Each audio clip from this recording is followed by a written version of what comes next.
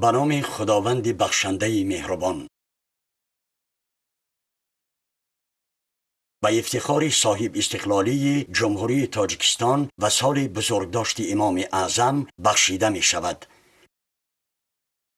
با در نظر داشت خدمت‌های تاریخی فرزند برومند خلق تاجیک ابو حنیفه نعمان ابن ثابت در رشد فرهنگ و تمدن اسلامی و اهمیت کلان داشتن میراث دینی حقوقی او در تشکل و انکشاف خودشناسی ملی مطابق ماده 69 کنستیتوسی جمهوری تاجیکستان فرمان می‌دهم سال 2009 سال بزرگداشت امام اعظم اعلان کرده شود.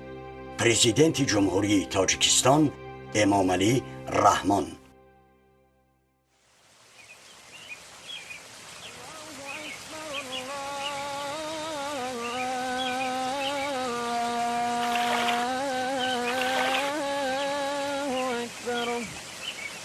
الله أكبر الله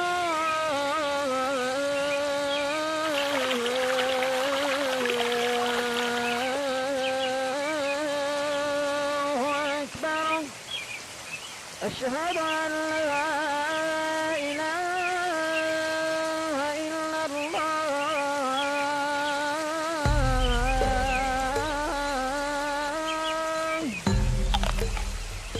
أشهد أن لا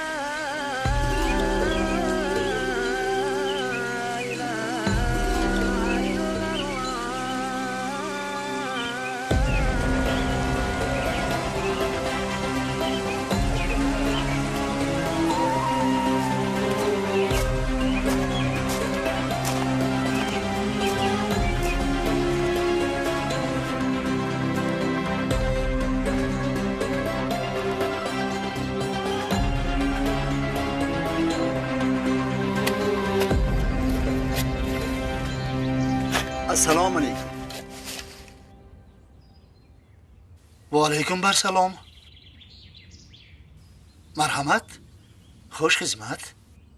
ببخشید پدر مرا، ضرورت پیش آمد تا به این منزل رسیدم. مگر این سیب میوه باغ شما نیست؟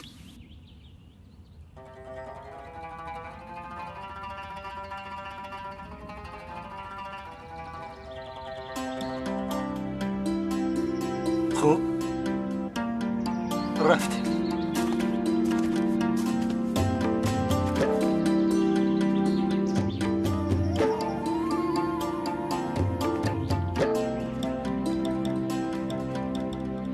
پسندت آمد؟ بله خوشتم بوده است، اما نپرسیده از صاحبش خوردم. اینجا آمدم خواستم مرا ببخشید. چون این نمود سیب تنها در باغ من است. میخوای که ببخشمت؟ تنها یک شرط است. هر گونه شرطی باشد قبول دارم.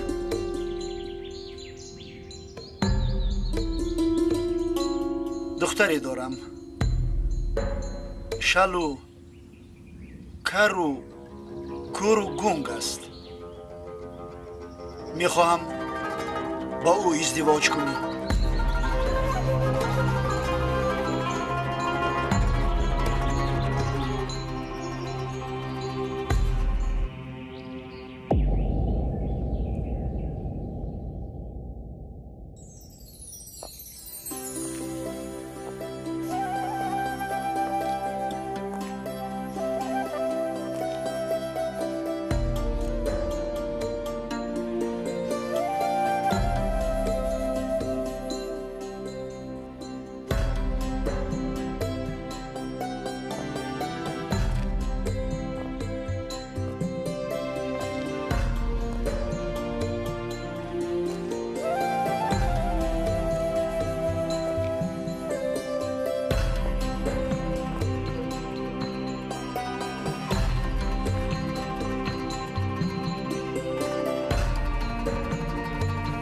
خدایا اینقدر زیبا هستی. پس چرا پدرت گفت که تو هم شل هستی، هم کر و هم کور و گون؟ شلبان خاطر که به گناه اقدام نکردم، کربان خاطر که الفاظ قبیحی را نشنیدم، گنگبان خاطر که ناسزایی نگفتم و عاقبت کربان خاطر که نامحرمی را ندیدم.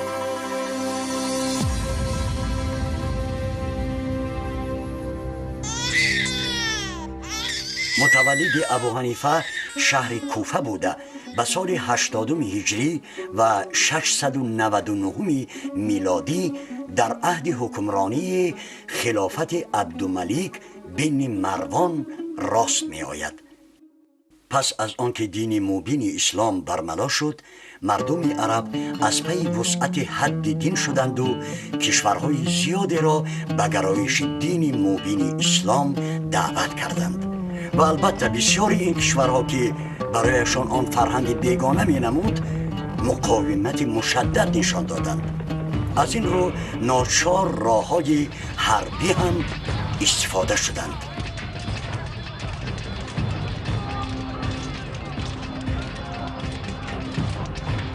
هرچند این دین در سرزمین عرب روزد، ولی پهن، ترغیب، تشویق آن رسالت مردم تاجیک و فارس بوده است. چون مردم عرب در یورش ها سرگردان بودند و از پیروزی های حربی سربلند، مردم عجم با استفاده از فرصت خود را به بحر علم الهی و عرفان غرق کردند. طول 2-3 عصر وقتی کلی مسلمانان از رزم و جنگ و حرب و جهاد متوقف شدند، الکش سرجله و سرکاری علم الهیات به دست آریا تبارها می گذرد. این عامل را حتی خود پیغمبر خدا محمد مصطفی صلی الله علیه و آله و سلم پیشگویی کرده بود.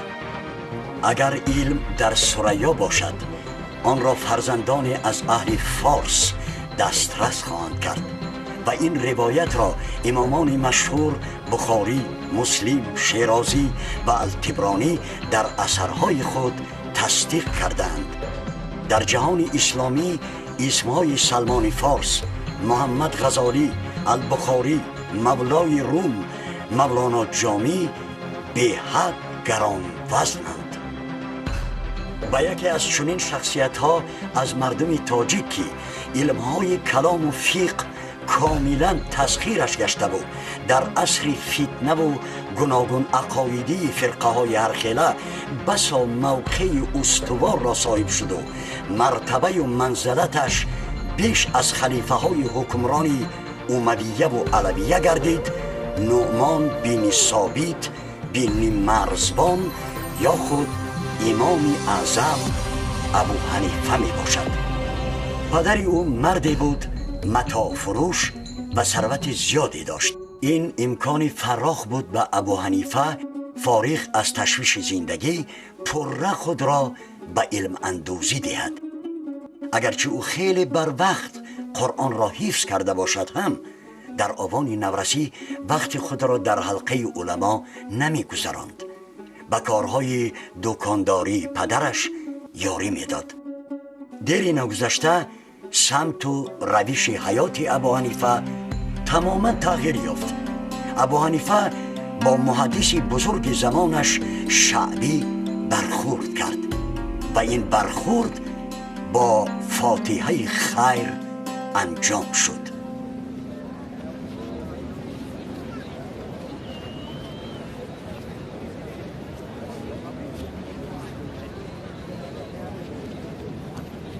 نومان پسرم، من نزد دکان عطریات میروم. از ملک فارس گلاب آوردند. شاید بوی هم میهنان را احساس کنم. تو پسرم اینجا شین و سودا کن و با مزاجان خوشمعامله باش. خوب شده است. واقعا باز غرق کتابخوانی نشوی که از سودا غفلت کنی.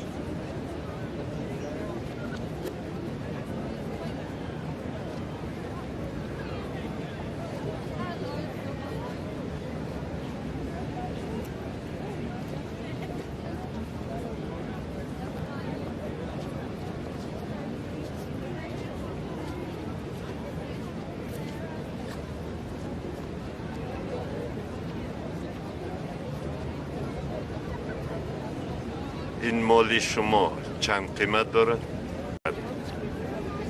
معذور دارید مرا نشنیدم چی میخواستید؟ در این سپیده صبح این چی کتاب است که تو با چنین شوق مطالعه میکنی؟ صبح خیر. اگر باعثی تشویش نشود شاید به من نشان میدی؟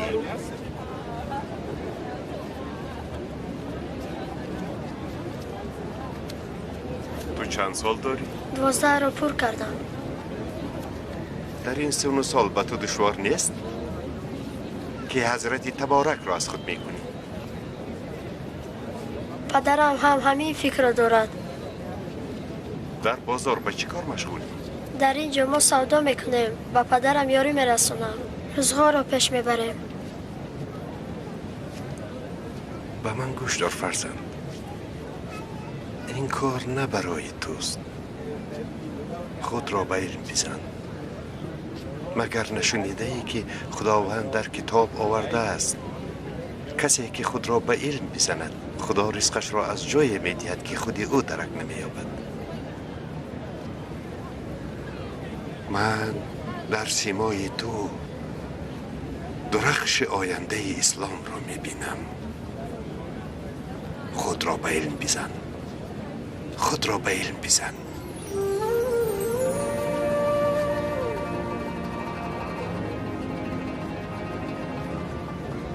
این جوان آینده نیک دارد.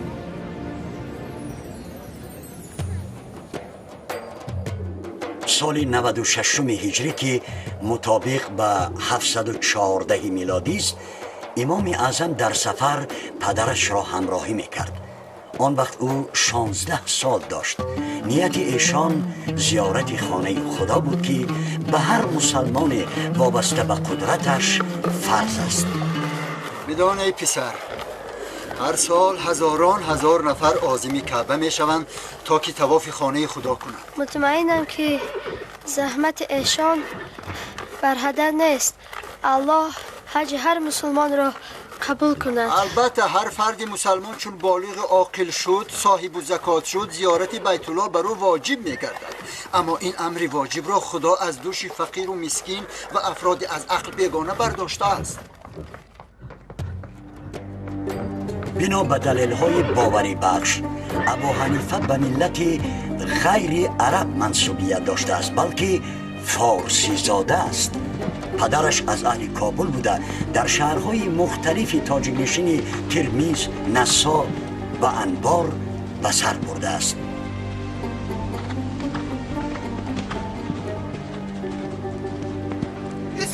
ایسته چی شو؟ مهمدار است.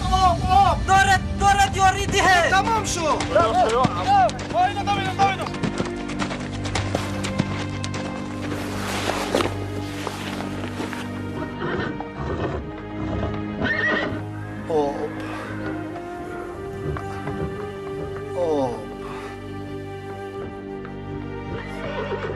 کمی تحمل کنید. بعد غروب آفتاب تشنگیمون انشالله رفت می شود. تشنگی رسیدن به خانه خدا والاتر از این تشنگی است. مطلب مذاب برای شکستن آن تشنگی است تا برسم، ولی روحم میل رهایی دارد. وجودم می سوزد، مدارم می رود، نمی توانم. این مرد چند روز است که رنج می کشد. پیرمرد به آرزوش نرسید. وی میخواست آنجا بمیرد. نه، اصلا این طور نیست. او قبل از ما به وصال حق رسید. کسی که در راه به سوی خانه خدا جان می‌دهد و یا برعکس هینی بازگشت می‌میرد، هر سال خدای بزرگ 70 حج فرضی و عمره در نامه اعمالش کتابت می‌کند. پس خوش به حال چنین بندگان.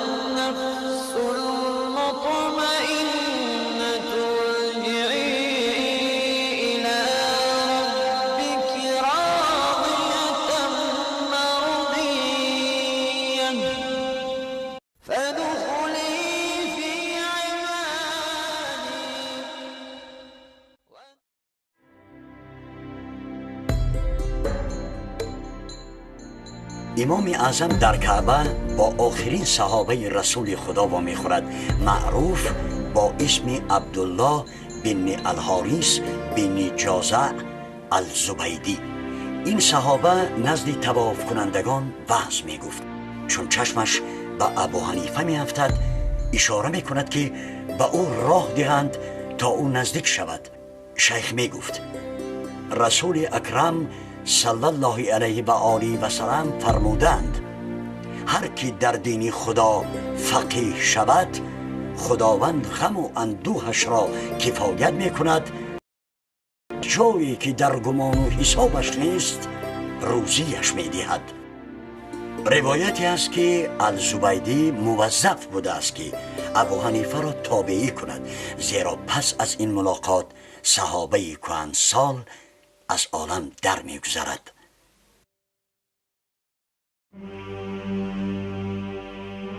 بعضی از مورخان دور حدس می زنند که به دیدار صحابه دیگر انس بن مالک نیز مشرف شده است. پس از فراگیری علمهای زمان یک بار در دو سمت کلام و فقه بزرگ شد.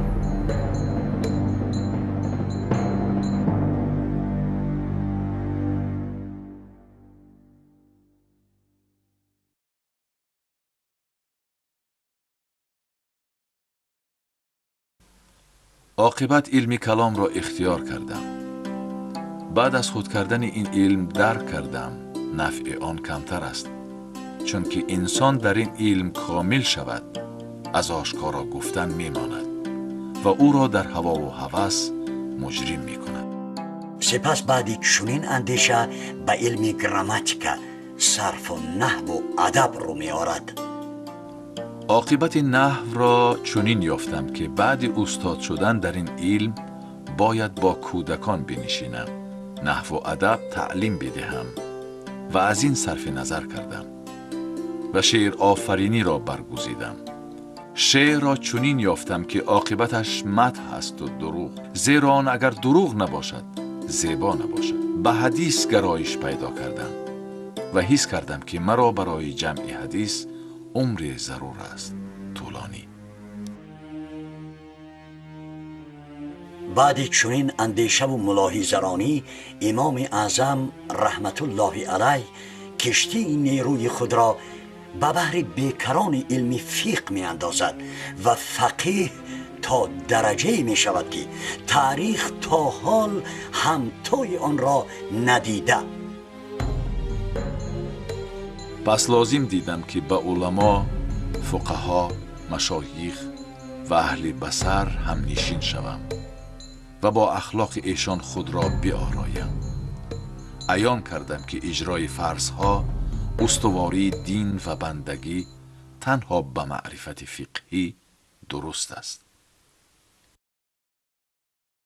در آن عصر کوفه مرکز مکتب بزرگی علم فقه محسوب می شد و استادی فقیه بزرگی تمام دور و زمانها حماد بن ابو سلیمان بوده است که ابو حنیفه رحمت الله علیه به او 18 سال مرتبه شاگردی داشته است. احترام او به استادش زیاد بوده است که حتی فرزندش را با نام او میگذارد.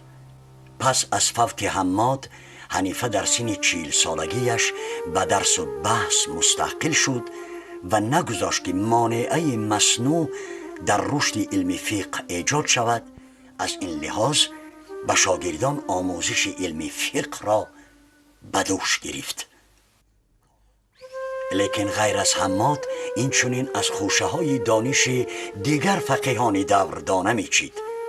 از قبیل زید بن علی زین العابدین، جعفر صادق، عبدالله بن حسن بن ابو محمد و دیگران. اما به هیچ وجه کارهای تجارتی خود را ترک نمی کرد، زیرا آن باعث دستگیری و مهیا کردن شرایط معیشی و اقتصادی برای تحصیل علم می شد و دیگر نیاز و دستنگری و عطا و بخشش و صدقه ها نمی ماند. السلام علیکم. و علیکم السلام. خواهش میکنم این متاع مرا بخرید. به عوض چند درهم میخواهید بفروشید؟ 100 درهم. نرخ این متاع خیلی بیش است. ای استاد بزرگ، آیا خدمت ما رو مشرف شده که نزدتان خواندید؟ دوست ما از ملک خراسان نزدمان آمده است. فوراً با او از همین جامه ها 50 دانه برسان. خودش خواهش کرده است. قبول است.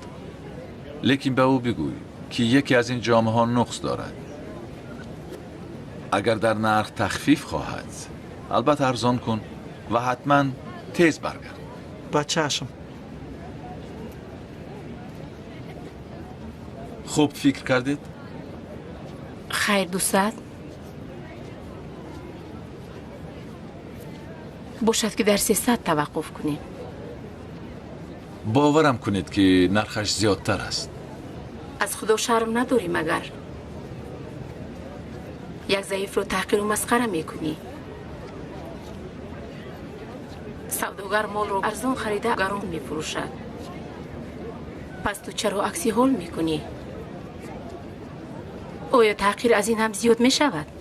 موجب عمل من هم شرم نزد خداست. میترسم که در خرید آن اشتباهی نکنم. پس برو به متاشناس نشان ده و چی قدره که نرخ کند و همان بخرم. استاد آنچه فرمودید اجرا کردم. عرضی سپاس کردن و سراسیمه که بودن نزد شما آمده نتوانستن. عذرخواهی هم نمودن. کار خوب شد. درباره آن جامعه ناقص چیزی براش گفتی؟ اوه استاد مرا معذور دارید. فراموش کردم. کس نباید در این سن و سال فراموش خاطر باشد. کاری شدگی شد. مبلغ آن جامعه را صدقه کنید. طوری شود که شما گویید.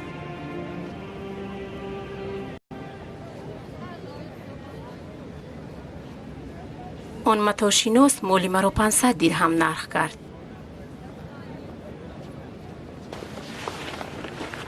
من هم گرانتر بودن نرخ متاع را حس کردم و ترسم از آن بود که شما فریب نخورید.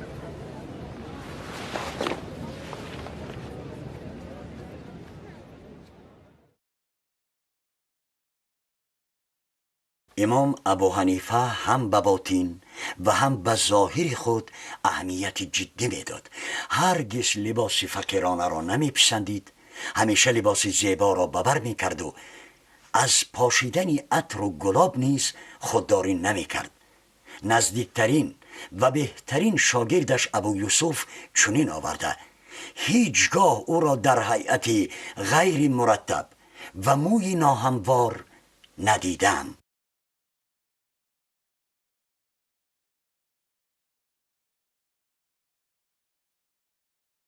حیات ابو حنیفه در دوران حکمرانی دو خلافت امویان و عباسیان گذشته است. او شاهد تشکل و تکامل و تنازل امویان و به سر قدرت آمدن علویان بوده است. در همه این تحولات و تبدلات سیاسی امام اعظم رحمت الله علیه نمیتوانست موقعی بی‌طرفی را اختصاص بکند. توجه او بیشتر به علوی ها بود، بدان وجه که برای خلافت اموی ها شرعاً نصیبه و حقی را نمیدید. از این هم بیشتر ظلم و استبداد امویان بر خویش و تبار رسول الله به مراتب افزود و امام اعظم نمیتوانست اظهار نگرانی نکند. امام اعظم به حد غیور و جسور بود و کدواده جسارتش از علم و دانش و خردش اساس می‌یافت. زمامداران وقت بهر منافع شخصی و موقع خویش سیاست خود را از تحمیل کردن به سر او عاجز می‌ماندند. هنگامی که ابن خبیره از بنی امیه والی کوفه بود، از بین شدت فتنه در عراق کلی فقیهان مشهور را نزدش خواند و سر آنها وظیفه و منصب اداری را بار کرد. تنها ابو حنیفه از قبول مهر و انگشترین دولتی دست کشید و بار اول شرطه او را به محکمه کشید و طی چند روز ابو حنیفه رحمت الله علیه زیر شلاق ماند، اما هیچ از رأیش نگشت. با حیله و مساعدت زندانبانی با تقوا و با دیانت از محبس آزاد شد و به مکه فرار کرد. همه عذاب و رنج و شکنجه نسبت به ابو حنیفه تنها به خاطر آزمایش بود که آیا او آماده است به سلطنت اموی ها هم فکر و هم کار باشد یا نه، یا اینکه او بیشتر به علوی ها گرایش دارد. روز تا روز اقتدار خلافت عباسیان فزون می شد و دایره جغرافی هم رأیانش وسعت می یافت.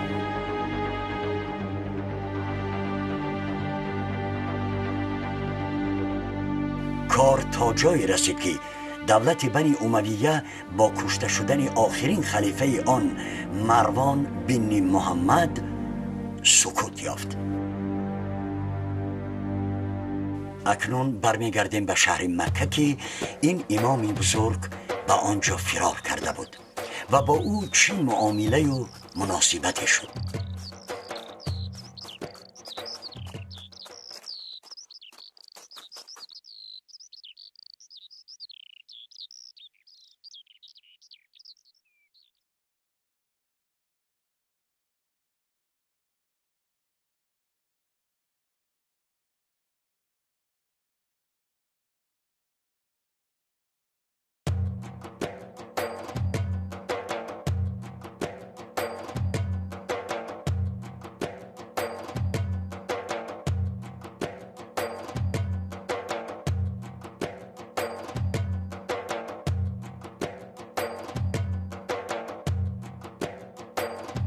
شش سال ابو حنیفه آنجا زیسته. بعد برای کار آمدن منصور عباسی به کوفه برگشت. تمام علمای جمع شده دهان او را نگاه می کردند. درک کرد که ایشان فکر او را می خواهند در بابت خلافت عباسیان.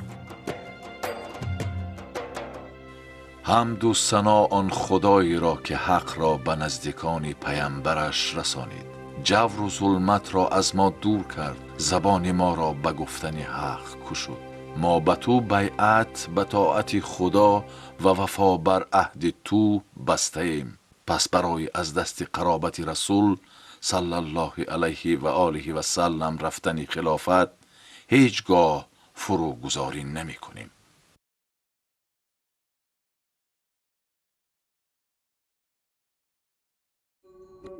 18 سال واپسین حیاتش که در عهد عباسیان می‌گذرد از رنج و عذاب تهی نبوده است.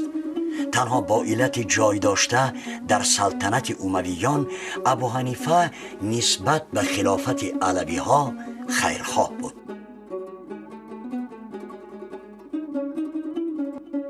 منصور خلیفه عباسی او را از حد زیاد احترام می‌کرد و می‌ستود و تیز تیز به او انعام و بخشش ها ارزانی میداد.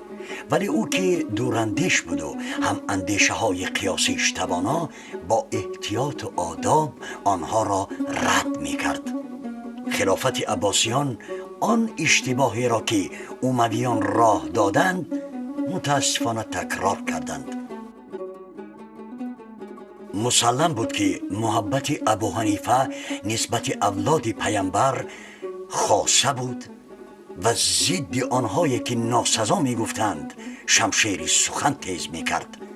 بعد از آن که تمام اولاد علی رحمت الله علیه از جانب حکومت منصور به قتل می رسند، ذره از مهر در قلب ابو حنیفه به خلافت عباسیان نیز نمی ماند.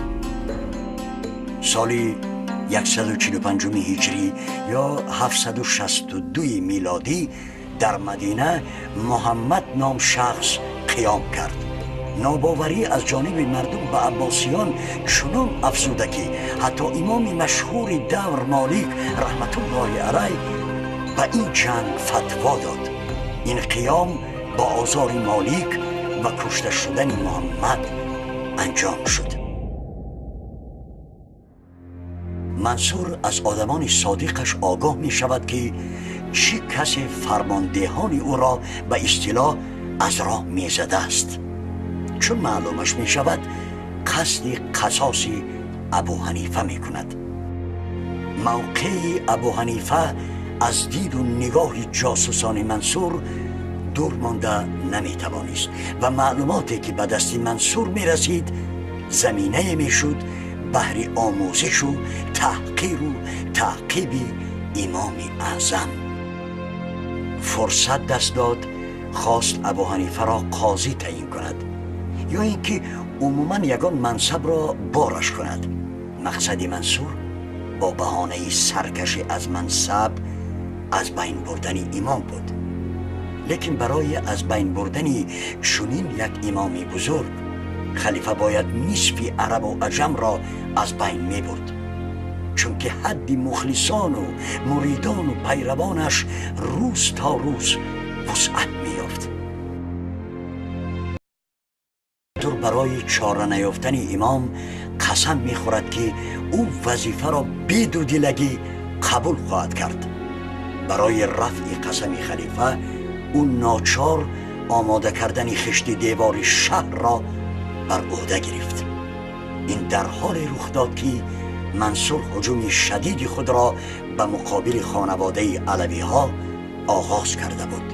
از این خاطر بیم او از ابو حنیفه بی اساس نبوده است، زیرا گپ امام به کل مردم کوفه و حتی بیرون از آن هم می دوید، چون که کل علمای دور ابو حنیفه را چون اساسگزار علم فقه اسلام اعتراف کردند.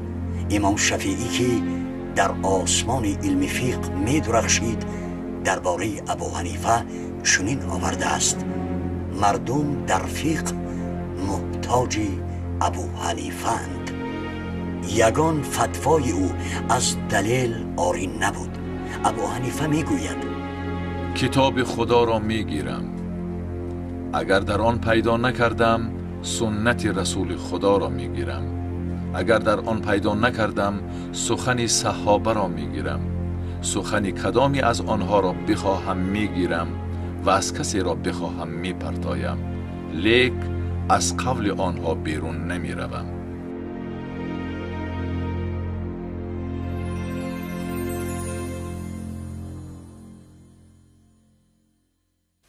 قتاده در کوفه مجلس آراست. از حلال و حرام بپرسید تا که پاسخ سوالهای شما را بدهم. ای ابو خطاب، مرد سالیانی زیاد بیدرک شده است. همسرش ناامید شده با کسی دیگر ازدواج کرد. در این اثنا شوهر اولش پدید می گردد. با او چی معامله می شود؟ وای بر تو، آیا چنین حادثه رخ داده است؟ نه، ما پیش از آمدن بلا آماده می شویم. قبلا آن را باید آموخت. قسم به خدا دیگر نزد شما از حلال و حرام سخن نگویم. پس سرچشمه هایی که امام اعظم فقه خود را بنیاد کرده است اینهایند: کتاب خدا، سنت رسول خدا صلی الله علیه و آله و سلم، فتوای صحابه، اجماع، قیاس، استحسان، عرف. قاضی کوفه ابو لیلا زنی دیوانه را که مردی را ناسزا ای پسری دو زیناگر گفت به دو حد محکوم کرد، یکی برای تهمت پدرش و یکی برای تهمت مادرش. این خبر به ابو حنیفه رحمت الله علیه رسید و آن بزرگ قاضی را در 6 وضع خطا گرفت. با وجود دوستی و هممسلک بودن، ابو لیلا پیش خلیفه شکایت برد و خلیفه ابو حنیفه را از فتوا دادن منع کرد و تا مدتی طولانی او از این چیز محروم شد. حتی خود ابو حنیفه گفته ابن ابو لیلا در حق من چیزهایی را روا می‌بیند که من در حق حیوان روا نمی‌بینم. لیکن همانا امام اعظم به مردم فتوا میداد که از روی کتاب بود و این چیز باعث ناراحتی و نافاری مأموران خلافت میشد و برای پایدار ماندن دولت خود خلیفه تلاش میکرد که فرصت پیدا کرده او را دور کند. چون این امکان و شرایط را به منصور خود امام اعظم مهیا ساخت، زیرا اکنون او به این خلافت پشت گرداند. در این مسائل عقیده واپسین شما چون است؟ یا مولا، در منصب قاضیگی جز ابو حنیفه کسی را لایق تر از او نمی بینم. از این تکلیف مراد چیست؟ آشوبی که سر زده است. تنها دعوت او را کل مسلمانان قبول دارند، زیرا اعتبار و نفوذش روز تا روز بین عامه و عموما پیروانش به مراتب افزوده. باشد، ولی در گمان است که او این وظیفه را پذیراید. قسم به نام خدا و رسولش، اگر ابو حنیفه منصب قاضیگی را به گردن نگیرد، می فرمایم که او را شلاق زنند.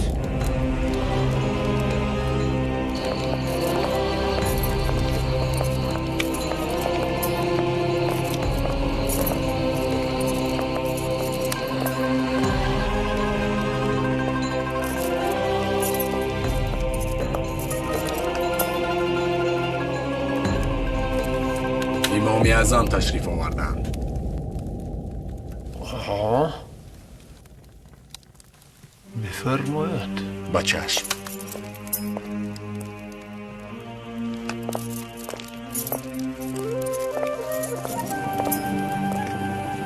السلام علیکم و رحمت الله و برکاته. و علیکم السلام.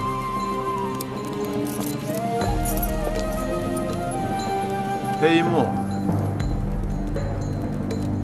و علما به خلاصه آمدیم که منصب قاضیگی را بر دوش تو گذاریم. خیلی ممنونم از شما. باعث افتخار است که خلیفه و علما و مشایخ به ما اعتقاد دارند. هدف از این تعیینات در چی باشد؟ هر حرفی تو برای مردم عراق وزن دارد و غیر از تو کسی چنین آبروی اعتبار ندارد.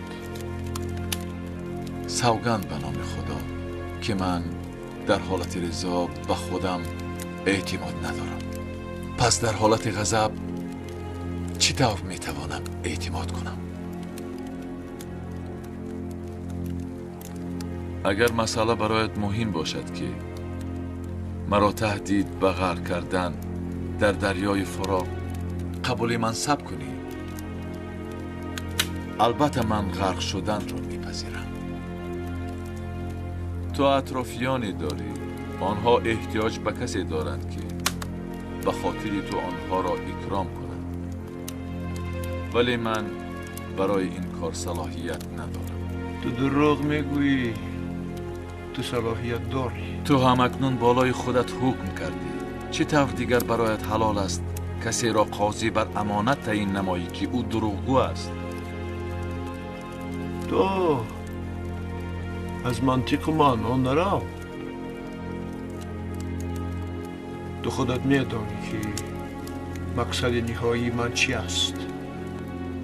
اصلا نمیخواهم با شما کاری را انجام بدهم بدان وجه که از شما نسبت مسلمین اشتباه زیاد می رود.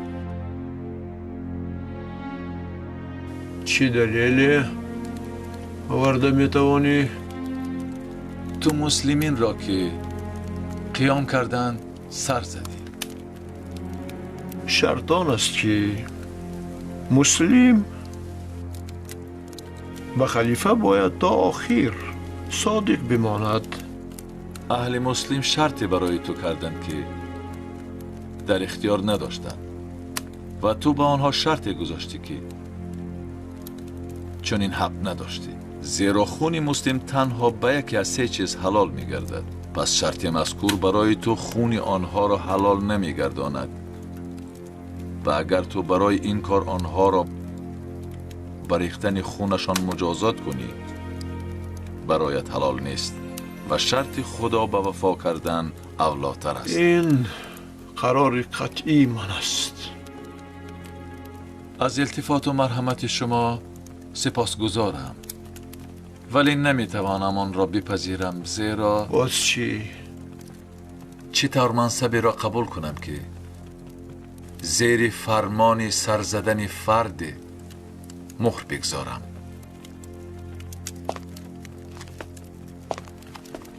ای امام دور، تو را به خدا سوگند می دهم که این کار را نکن و خودت را هلاک نساز. زندانش کنید. بالاخره او را زندانی میکنند تا درجه او را شلاق میزنند که او بیمدار و بیحال و بی حرکت شده. منصب را قبول میکنی یا نه؟ شکر الله. گستاخی نکن. نه. قبول کن. نه. نه. منصب را قبول کن. یا الله. و تو میگویم قبول کن. سبحان الله. قبول کن.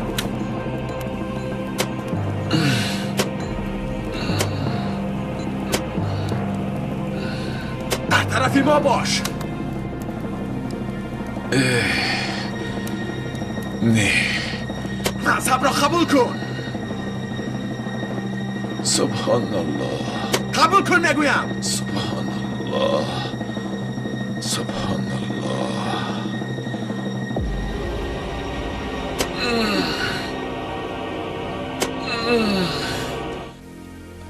اشهد ان لا اله الا الله.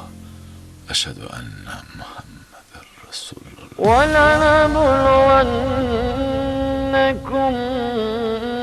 بشيء من الخوف والجوع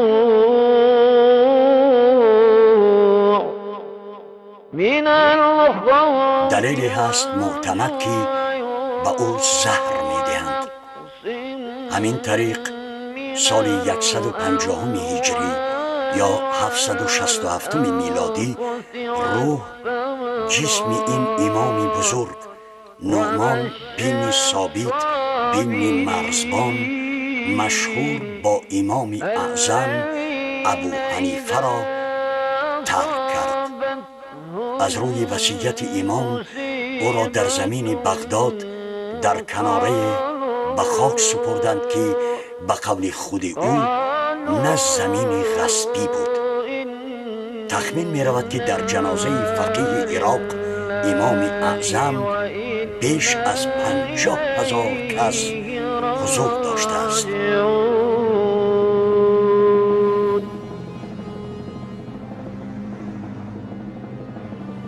طبق روایت خلیفه از کارهای کردهش نسبت امام پشیمان شده به خلق مراجعت می کند که از جانب ابو حنیفه برای زندگی و مرگش مرا معذور می دارد و عذر مرا می پذیرد. ابو جعفر منصور در بالای قبر امام نماز می گذارد. امام اعظم در تکیه به عامل‌های در بالا ذکر شده توانست شریعت را از حدیث‌های ضعیف و بی اساس عاری بگرداند. او موفق شد که دین مبین اسلام را آسان ترین و به مردم دسترس ترین کند. همچنین توسط این دین زبان اجدادیش را در کل پیروان مذهب خیش آشنا کرد. در مملکت‌های عجمی عادت شده است که نیت و فاتحه با زبان تاجیکی خوانده شود و این سهمی امامی بزرگ نعمان بن ثابت بن مرزبان یا خود امام اعظم ابو حنیفه است.